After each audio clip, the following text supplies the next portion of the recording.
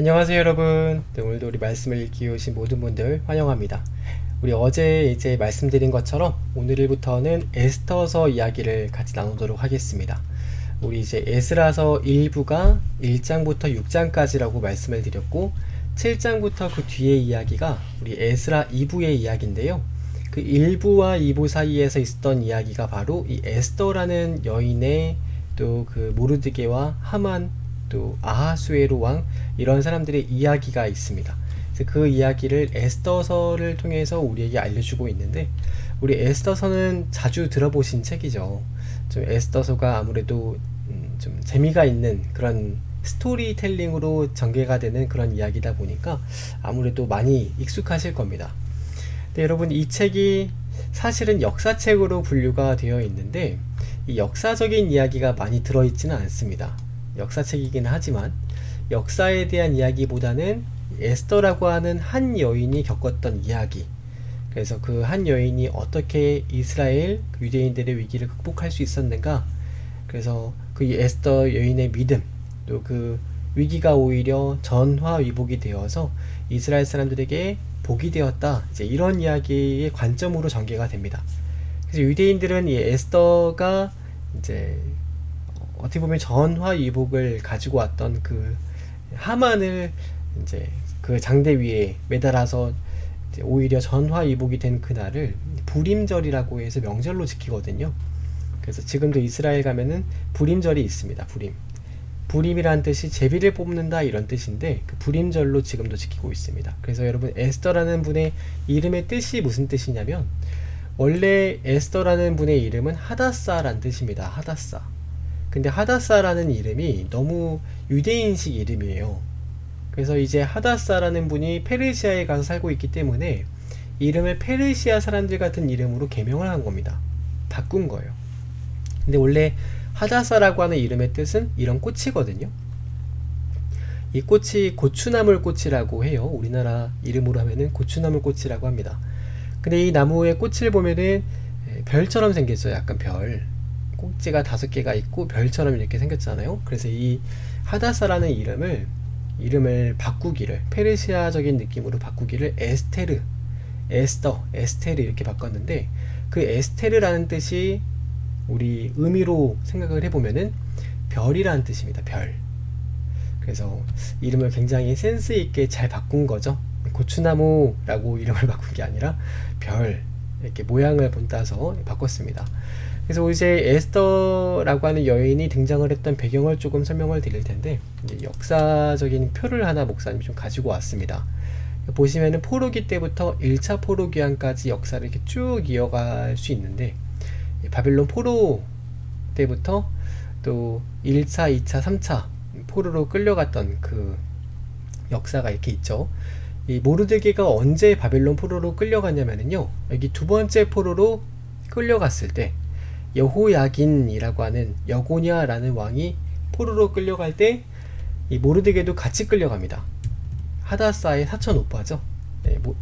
에스더의 사촌 오빠인데 모르드게도 597년에 같이 끌려가고요.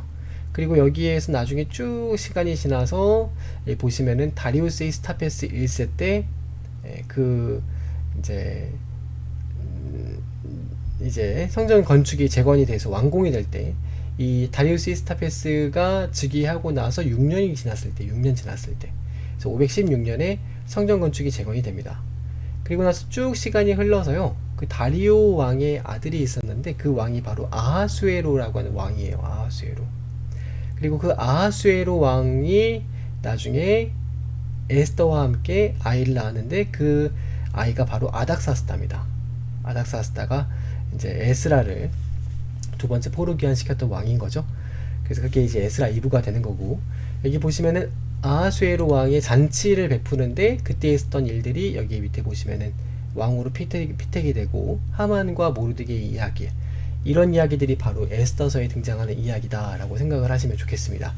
그래서 목사님이 조금 참고하시라고 표를 하나 좀 가지고 왔어요. 이게 뭐 보시기 원하시는 분들은 잘 보시면 좋을 것 같습니다. 그래서 여러분 이 에스더서라는 이야기는 어려운 이야기가 아니라 무슨 신학적인 그런 내용을 담고 있는 게 아니라요, 완벽한 소설의 느낌을 띠는 기승전결의 구조를 가지고 있습니다. 그래서 어떻게 시작이 되고 기, 승, 전, 결론이 어떻게 되는가, 이런 완벽한 작품적인 그런 구조를 가지고 있는데, 똑같이 이렇게 기승전결의 소설 같은 그런 구조를 가지고 있는 책이 한 권이 더 있는데, 그게 바로 여러분 룻기입니다. 룻기도 여러분 들어보셨죠? 그래서 룻기라는 책도 에스더서와 마찬가지로 단편 이야기지만, 단편 이야기 속에 기승전결이 있어서 마치 짤막한 그 소설처럼 이야기가 전개가 되는 겁니다. 근데 여러분 에스더서의 이런 이 이야기와 룻기라는 이야기의 두 개의 이름을 또 공통점이 하나가 있는데, 그게 뭐냐면 성경책 이름 중에서 여인의 이름으로 성경책의 그 제목, 책의 제목이 된 거는 이 두 분이 유일하세요. 유일하십니다. 룻기, 에스더서 이렇게 두 권이 있죠. 그러니까 여러분 아무래도 이런 여인들의 이야기이다 보니까 이제 그 여인들의 살아왔던 이야기를 기록을 했을 뿐인데도 그 안에 스토리가 담겨 있고 또 그 안에 극적인 긴장감이 들어 있어서 이 소설 같은 느낌을 주는, 또 우리에게 친숙하고 드라마 같은 그런 내용의 이야기가 또 된다는 겁니다. 그래서 아무래도 남자들의 이야기만 나오면 되게 재미없고 칙칙하잖아요. 좀 다큐멘터리 같고.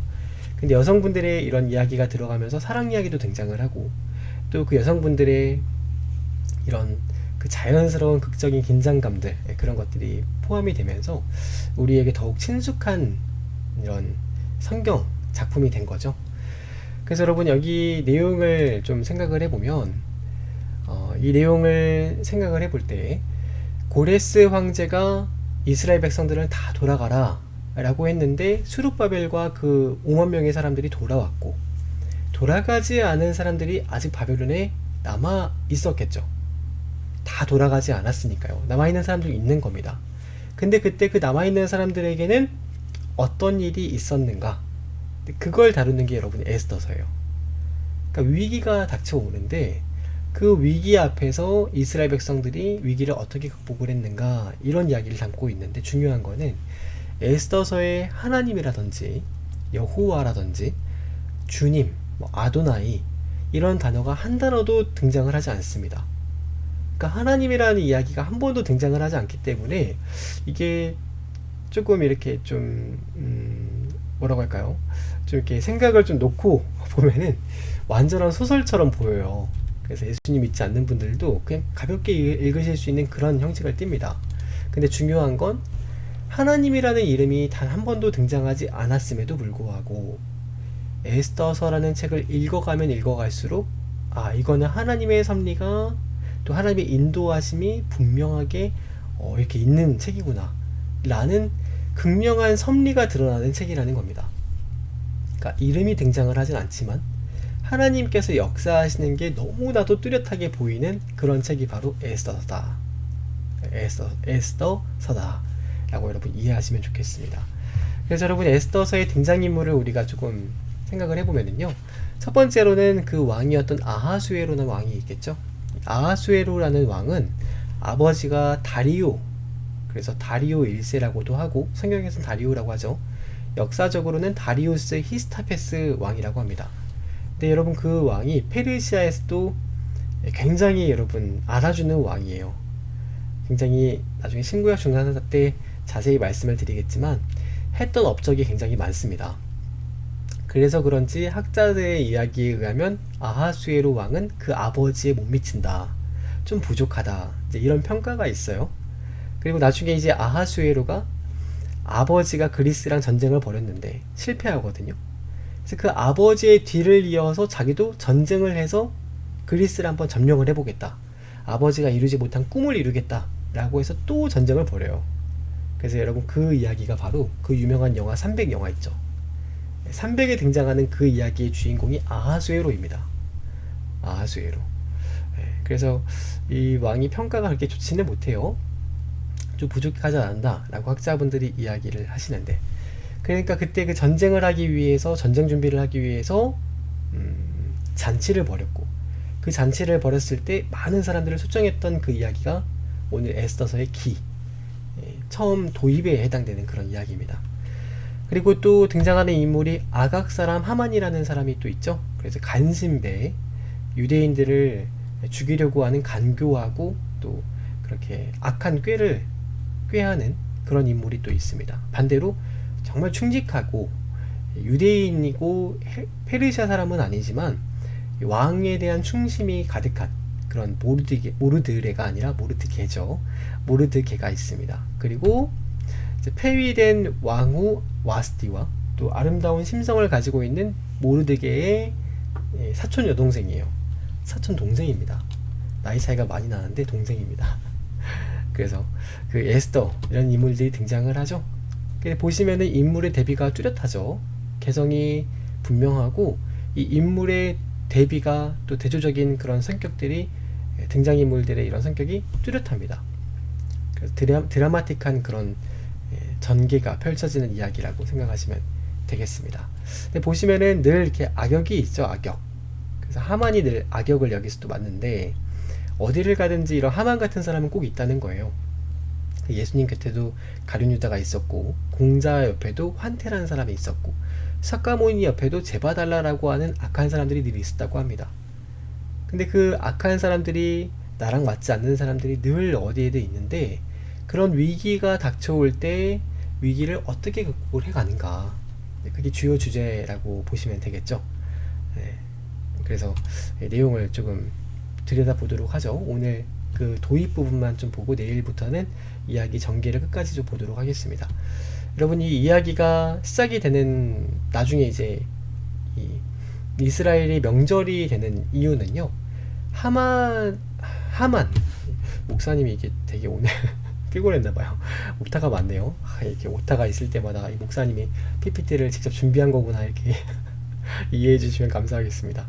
다 직접 그림도 찾아오고 글자도 적고 해서 만든 거거든요. 그래서 네, 죄송합니다. 오타가 너무 많네요.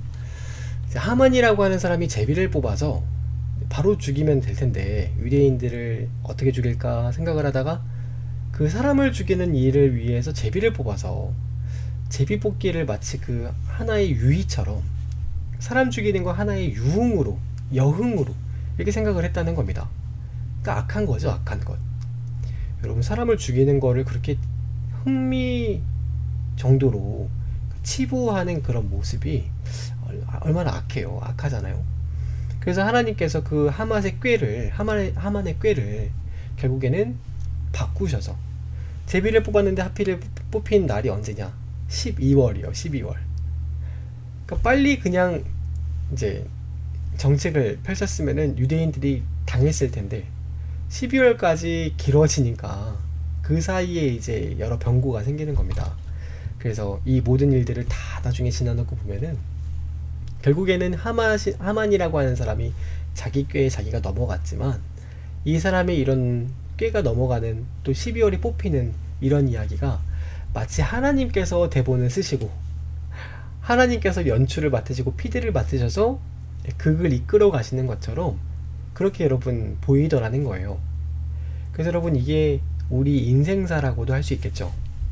우리가 삶을 살아가다 보면은 하나님이라는 분이 우리의 삶에 딱 분명하게 뭔가 하나님이라는 그런 인식이 느껴지지 않는 우리 삶이 많잖아요. 직장도 그렇고 친구들 관계도 그렇고.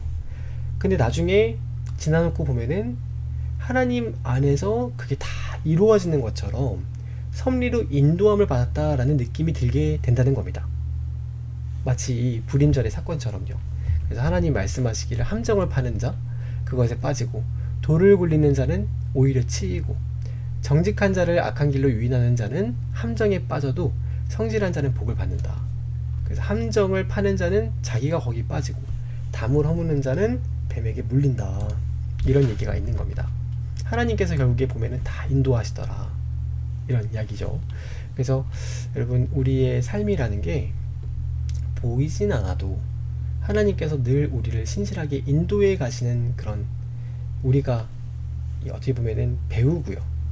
그 모든 우리의 삶을 연출하시고 또 인도하시고 극적으로 또 이끌어 가시는 분은 우리 하나님이시라는 사실을 믿으시면 좋을 것 같습니다.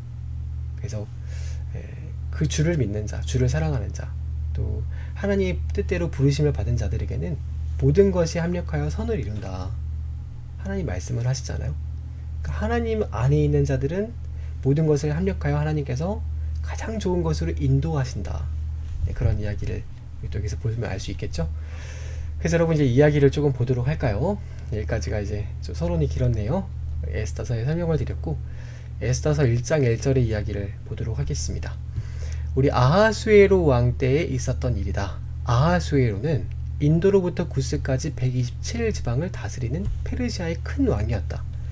근데 그 당시에 수도였던 수산궁에서 아하수에로 왕이 즉위를 하고, 즉위한 지 3년이 됐을 때 잔치를 베풀었는데 모든 그 지방에 있는 사람들을 다 부른 겁니다. 그 잔치를 했는데 잔치를 얼마만큼 했느냐, 무려 6개월을 잔치를 합니다. 6개월.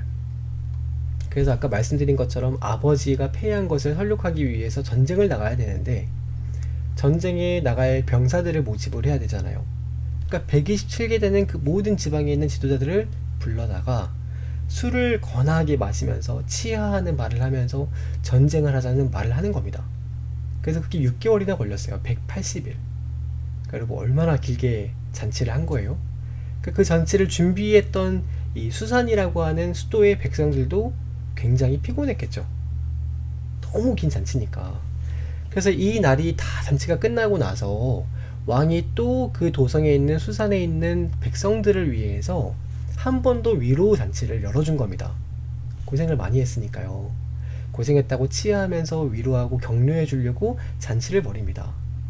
근데 이제 그때 이 왕이 7일 동안 잔치를 베풀 때 그 왕비였던 와스티는 또 그 자기 뜰에서, 여인들이 모이는 뜰에서 여인들을 불러다가 잔치를 또 하고 있었어요. 그러니까 왕은 백성들을 불러다가 잔치를 했는데 왕비였던 와스티는 따로 잔치를 했던 겁니다. 그러니까 사실은 그렇잖아요. 이제 좀 남자들이 이게 좀 술도 많이 드시고 하면은 처음에는 막 이렇게 남자들끼리 얘기를 하다가도 나중에 되면은 남자들끼리 좀 재미없고 막 흥이 안 나니까 또 이렇게 유흥으로 빠지잖아요. 안 좋은 거긴 한데, 그러니까 술이라는 게 여러분 그렇죠. 술이라는 게 사람을 실수하게 하는데 이 술을 진작 먹고 나니까 나중에 흥이 좀 떨어져가지고 이 사람들이 어떻게 하느냐, 이 왕비가 엄청 아름다웠나 봐요. 와스티가. 그래서 그 와스티 왕후를 좀 보고 싶다는 겁니다. 왕후. 근데 중요한 건 왕후도 안에서 그 잔치를 배설하고 있고 또 본인의 그런 또 밖에서 잔치하고 있는 곳에 부르는 것이 이 마음이 내키지 않아서 그래서 안 간다고 고집을 부렸어요. 사실 그러면 안 되는데 왕후도 왕후지만 이 왕도 그렇고 또 이 사람들도 그렇고 다 서로 신뢰한 거죠. 실수를 한 거죠. 그래서 여러분 늘 실수를 하는 이유를 가만히 보면은요, 어디서 실수를 하느냐면 술을 먹으면 실수를 합니다. 여러분, 사람이 술을 먹으면 실수를 해요. 술을 먹으면 술을 먹고 이렇게 또 기분이 좀 좋아지고 뭐 나빠지고 감정대로 막 흘러가잖아요. 그러면 여러분 실수를 하는 겁니다. 그래서 이렇게 안 온다고 하니까 왕이 엄청 화가 났어요. 화가 나가지고 왕이 안 온단 말이야? 라면서 막 화가 나가지고 와, 이제 어떻게 해야 되냐 막 하면서 진노합니다. 그래서 옆에 있는 그 자기 7명의 박사들, 그 어제 말씀을 드렸잖아요. 왕을 모시는 7명의 모사들이 있습니다. 페르시아의 그런 어떤 정치에는 7 모사가 있어요. 근데 거기 가르스나, 세달, 아드마다, 다시스, 메레스, 마르스나, 무무간, 이런 사람들이 7 모사의 그런 참모 역할을 했던 분들인데 그 사람들에게 물어보죠. 어떻게 해야 되느냐 이런 거를. 그 왕이 물어봤더니 그 사람 중에 한 명이었던 무무간이라는 사람이 아무래도 연장자였던 것 같아요.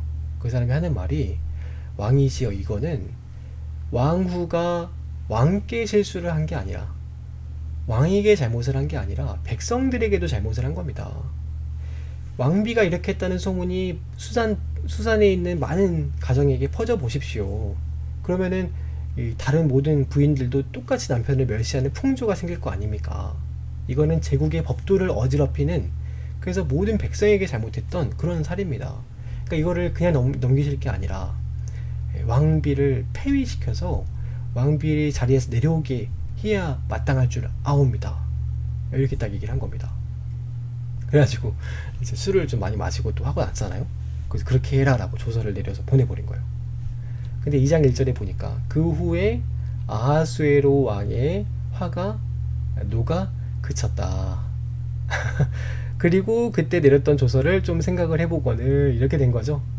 그러니까 술 먹고 감정이 고조돼가지고 일단 결정을 내리긴 했는데 찬물을 마시고 맨정신에 화가 좀 가라앉고 나니까 그때 내가 잘한 게 맞나 이런 생각이 들었다는 거죠. 그래서 여러분 이게 늘 말씀을 드리지만 술을 가까이 하지 않는 게 좋습니다. 그렇게 인사불성 들 때까지 안 마시는 게 좋아요.